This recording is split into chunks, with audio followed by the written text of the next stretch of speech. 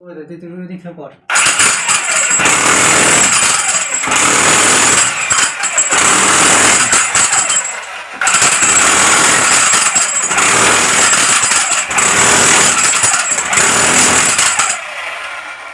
দেখো ভাই, কত বড় মেশিন নিয়ে চিপিং করছি, ঠিক আছে?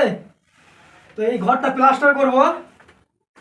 তো প্লাস্টার করার আগে চিপিং করা অবশ্যই প্রয়োজন, কেননা না হলে চিপিং না করলে না, এই যে প্লাস্টারটা করবো যে সেটা পরে ফুলে যাওয়ার ভয় থাকে। ওই জন্য তোমরা যখন ঘরের প্লাস্টার ধরার আগেটাই না চিপিং অবশ্যই করে নেবে।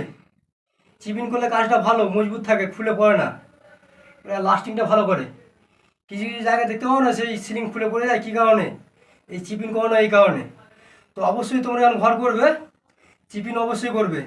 আর এই যে ভারী ভাই, কী ভারী মেশিনটা ভাই, মোটামুটি 8-9 কেজি ওজন আছে। এই নিয়ে না এরকম করে চাকাতে হচ্ছে।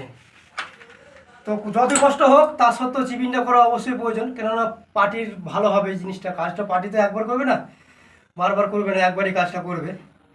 তো ওই জন্য চিপিংটা করে নিয়ে তোমরা সব প্লাস্টার করবে। তো চিপিং হচ্ছে মেন গুরুত্বপূর্ণ, হ্যাঁ। তো অবশ্যই এই কাজটা ভুলবে না, চিপিংটা অবশ্যই করবে।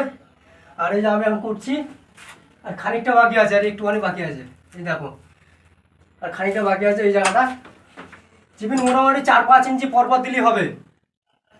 খুব ঘন করে দিলে হবে না, খুব পাতলা দিলে হবে না, 4 ইঞ্চি 5 ইঞ্চি পরপর মারলেই হবে।